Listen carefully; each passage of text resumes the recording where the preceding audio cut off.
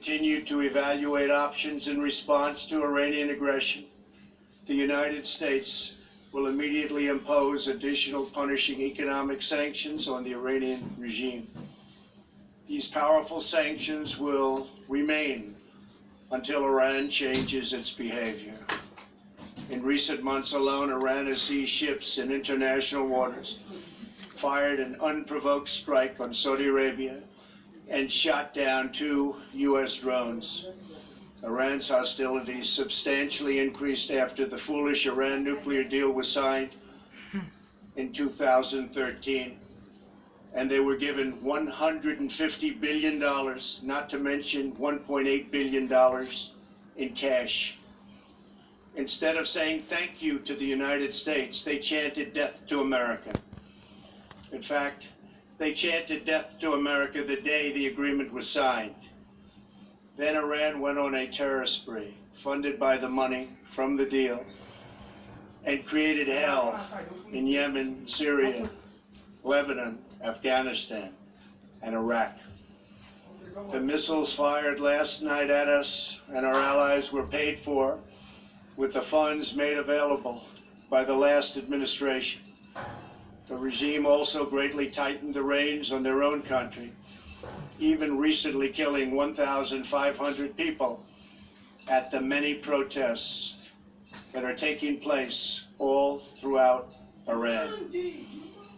The very defective JCPOA expires shortly anyway and gives Iran a clear and quick path to nuclear breakout. Iran must abandon its nuclear ambitions and end its support for terrorism.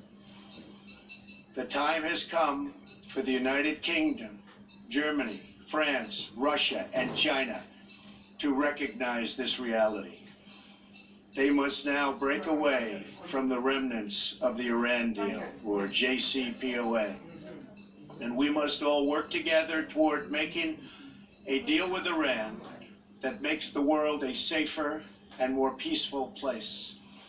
We must also make a deal that allows Iran to thrive and prosper and take advantage of its enormous untapped potential. Iran can be a great country. Peace and stability cannot prevail in the Middle East as long as Iran continues to foment violence, unrest, hatred, and war. The civilized world must send a clear and unified message to the Iranian regime. Your campaign of terror, murder, mayhem will not be tolerated any longer. It will not be allowed to go forward. Today, I am going to ask NATO to become much more involved in the Middle East process. Over the last 3 years, under my leadership, our economy is stronger than ever before, and America has achieved energy independence. These historic accomplishments change our strategic priorities. These are accomplishments that nobody thought were possible. And options in the Middle East became available. We are now the #1 producer of oil and natural gas anywhere in the world.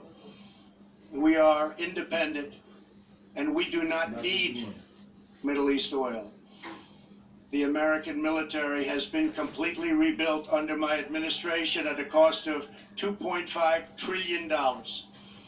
U.S. armed forces are stronger than ever before. Our missiles are big, powerful, accurate, lethal, and fast. Under construction are many hypersonic missiles.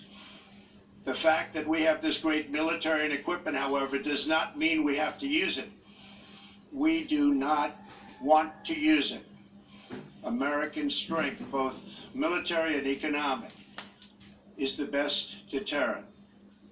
3 months ago, after destroying 100% of ISIS and its territorial caliphate, we killed the savage leader of ISIS, al-Baghdadi, who was responsible for so much death, including the mass beheadings of Christians, Muslims, and all who stood in his way. He was a monster. Al-Baghdadi was trying again to rebuild the ISIS caliphate and failed. Tens of thousands of ISIS fighters have been killed or captured during my administration. ISIS is a natural enemy of Iran.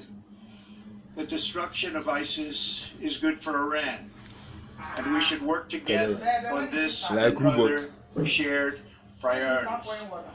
Finally, to the people and leaders of Iran, we want you to have a future, and a great future, one that you deserve. One of prosperity at home and harmony with the nations of the world. The United States is ready to embrace peace with all who seek it. I want to thank you, and God bless America. Thank you very much. Thank you. Thank you. Okay, if you're just joining us, the U.S. President there, Donald Trump, commenting publicly for the first time on the Iranian